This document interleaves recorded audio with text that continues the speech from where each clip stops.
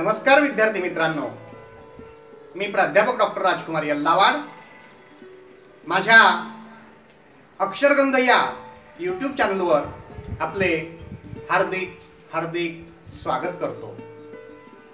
मित्रांनो, साहित्याचा विचार करत असताना, साहित्याच्या स्वरूपावर प्रकाश टाकत असताना आपण भारतीय विचारसरणी अभ्यासली होती। भारतीय विचारसरणी म्हणजेच प्रामुख्याने पौर्वात्य, संस्कृत ही जी विचारसरणी आहे, या विचारसरणीचा म्हणजेच प्राचीन विचारसरणीचा आपण यापूर्वी अभ्यास केला होता। परंतु साहित्याचा विचार करत असताना ज्याप्रमाणे भारतीय साहित्य अभ्यासकांनी सूक्ष्म असा अभ्यास केलेला आहे, तसा पौर्वात्य साहित्य अभ्यासकांनीही केलेला आहे। मित्रांनो, पौर्वात्य साहित्य विचारसरणीमध्ये आपण हे लक्षात घेतलं होतं की तिथे प्रामुख्याने सौंदर्य या तत्वालाच अनन्यसाधारण असं महत्व दिलं गेलं होतं। सौंदर्य हाच साहित्याचा आत्मा आहे असं त्यांनी म्हटलेलं होतं। पाश्चात्य साहित्य विचारसरणीतही सौंदर्य या घटकालाच विशेष महत्व दिलं गेलेलं आहे। मित्रांनो, आपल्याला माहिती आहे, भावनात्मक अनुभूतीचा रमणीय आविष्कार म्हणजे काव्य होय।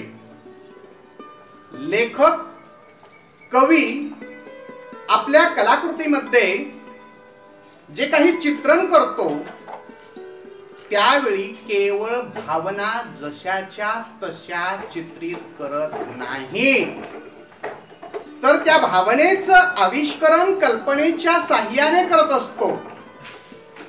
भारतीय विचारसरणी लक्षात घेत असताना, त्यातील निर्मिती प्रक्रिया लक्षात घेत असताना आपण प्रतिभा व्यापाराला विशेष महत्व दिलं होतं आणि भारतीय अभ्यासकांनी प्रतिभा व्यापाराला कसं महत्व दिलं गेलं आहे, त्यांनी कसं महत्व दिलं आहे हे आपण लक्षात घेतलं होतं। तो प्रतिभा व्यापार म्हणजेच पाश्चात्य अभ्यासकाच्या दृष्टिकोनातून कल्पना शक्ती होय। लेखक कवी या कल्पनेच्या साह्यानेच भावनेचं आविष्करण करत असतो आणि त्या भावनेच्या आविष्करणामुळेच साहित्याला सौंदर्य प्राप्त होते। प्राचीन काळामध्ये प्लेटो, अरिस्टॉटल सारख्या अभ्यासकांनी आणि अलीकडच्या काळामध्ये Keble, Ruskin, William Wordsworth, Courthope, Carlyle, Matthew Arnold, Kant यासारख्या अभ्यासकांनी भावनेचं आविष्करण कल्पनेच्या अनुषंगाने कसं होतं याच दृष्टीने अभ्यास करून आपले विचार मांडलेले आहेत। अर्थातच हे सौंदर्य भावनेच्या आविष्करणातून कसं होतं हे लक्षात घेण्यासाठी आपल्याला या पाश्चात्य साहित्य अभ्यासकांनी केलेल्या काही साहित्यांच्या व्याख्या अभ्यासनं इथे क्रमप्राप्त ठरतं। चला तर मग लक्षात घेऊया, पाश्चात्य साहित्यिकांनी ज्या काही काव्याच्या व्याख्या मांडलेल्या आहेत त्या व्याख्या पुढील प्रमाणे।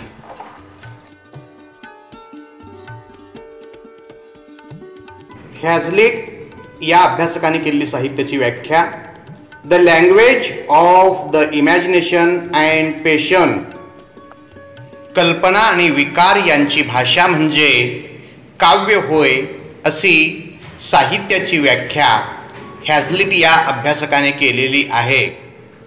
या व्याख्येत हॅझलिटने कल्पना आणि भावना या घटकाला महत्त्व दिलेले आहे। पेशन या शब्दाचा अर्थ विकार असा असला तरी या ठिकाणी तो फिलिंग म्हणजे भावना, इमोशन या अर्थाने घ्यावयाचा आहे। भावनेला कवितेत महत्त्व आहे हे खरे आहे आणि हे या व्याख्येतून स्पष्ट होते। पाश्चात्य साहित्य अभ्यासकात दुसरं महत्त्वाचं नाव म्हणजे रस्किन. त्यांनी साहित्याची व्याख्या करताना the suggestion by the imagination of noble ground for the noble emotions, त्यात त्यांनी कल्पनेच्या साह्याने उदात्त भावनांची उच्च पातळीवर झालेली सूचक अभिव्यक्ती म्हणजे काव्य होय, ही अशी साहित्याची व्याख्या केल्याचे आपल्या प्रत्ययास येते. पाश्चात्य अभ्यासक कोलरिज यांनी साहित्याची व्याख्या करताना the best words in the best order अशी केली आहे. उत्तम शब्दांची उत्तम रचना म्हणजे काव्य होय असे ते या संदर्भात म्हणतात. कोर्टहोप या अभ्यासकाने the expression of imaginative thought and feelings अशी व्याख्या करताना कल्पनाकलित विचार आणि भावना यांची अभिव्यक्ती म्हणजे काव्य होय असे म्हटलेले आहे. या व्याख्येत विचार, मनन, चिंतन यांचे म्हणजेच बुद्धीचेही महत्त्व सांगितलेले आहे.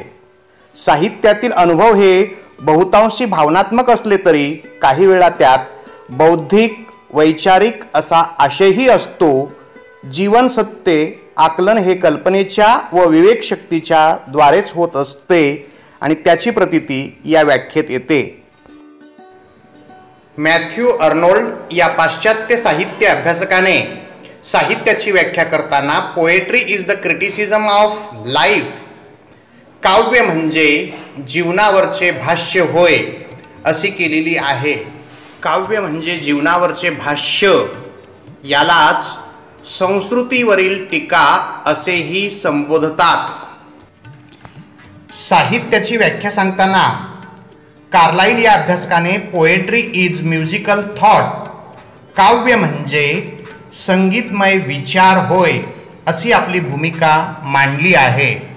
या व्याख्येत संगीतमय विचार महत्त्वाचा मानला पाहिजे ही भूमिका लक्षात येते, परंतु केवळ संगीतमय विचारालाच महत्त्व देणारी काव्याची ही व्याख्या स्वीकारार्ह वाटत नाही. केबल या अभ्यासकाच्या मते poetry is the vent for overcharged feeling of a full imagination. या व्याख्येत उचंबळून येणाऱ्या भावना अथवा उत्फुल्ल स्फूर्ती यांना मिळालेली वाट म्हणजे काव्य असे ते म्हणतात. केबलने केलेली ही व्याख्या काव्याची एक परिपोषक व्याख्या वाटते. विल्यम वर्ड्सवर्थ यांनी साहित्याची व्याख्या करताना the spontaneous overflow of powerful feeling recollected in tranquillity म्हणजेच उत्कट भावनेचा उत्स्फूर्त आविष्कार म्हणजे काव्य होय असे ते म्हणतात. पाश्चिमात्य साहित्यशास्त्रज्ञांनी, विचारवंतांनी काव्याचे प्राणतत्व, सौंदर्य हेच मानले आहे. भावनांचा रमणीय आविष्कार म्हणजे काव्य होय हे प्रमुख लक्षण सांगताना भावना आणि कल्पना यांच्या सहचार्याला विशेष महत्त्व त्यांनी दिले आहे. काव्यात इमोशनल एलिमेंट्स आणि इमॅजिनेटिव्ह एलिमेंट्स या दोन घटकांना त्यांनी विशेष महत्त्व दिले आहे. त्यापैकी वर्ड्सवर्थच्या व्याख्येमध्ये इमोशनल एलिमेंट याला विशेष प्राधान्य दिल्याचा प्रत्यय आपल्याला येतो. मित्रांनो, the language of the imagination and passion किंवा the expression of imaginative thought and feelings, the best words in the best order, the spontaneous overflow of powerful feelings, recollected tranquillity किंवा poetry is the criticism of life, अशा ज्या काही पाश्चात्यांनी विविध व्याख्या केल्या त्यामध्ये प्रामुख्याने कोर्टहोप असतील, रस्किन असतील, केबल असतील, विल्यम वर्ड्सवर्थ असतील, कोलरिज असतील, मॅथ्यू अर्नोल्ड असतील, या सर्व साहित्याच्या अभ्यासकांचा आणि त्यांनी मांडलेल्या व्याख्यांचा अभ्यास आपण केला. यातून आपल्या असं लक्षात येतं की प्रामुख्याने इमॅजिनेटिव्ह एलिमेंट आणि फिलिंग्स म्हणजे इमोशनल एलिमेंट या दोन घटकाला पाश्चात्य साहित्य अभ्यासकांनी अनन्यसाधारण असं महत्त्व दिलेलं आहे.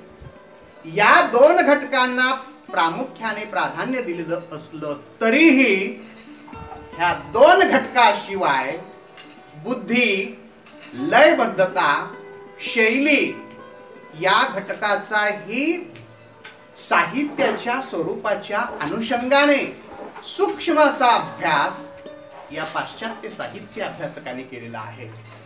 अर्थातच काव्याची जी काही प्रमुख लक्षणे त्यांनी सांगितली, भावना, कल्पना, बुद्धी, लयबद्धता, शैली या प्रमुख लक्षणांचा विचार आपण पुढच्या व्हिडिओमध्ये करणार आहोत. धन्यवाद.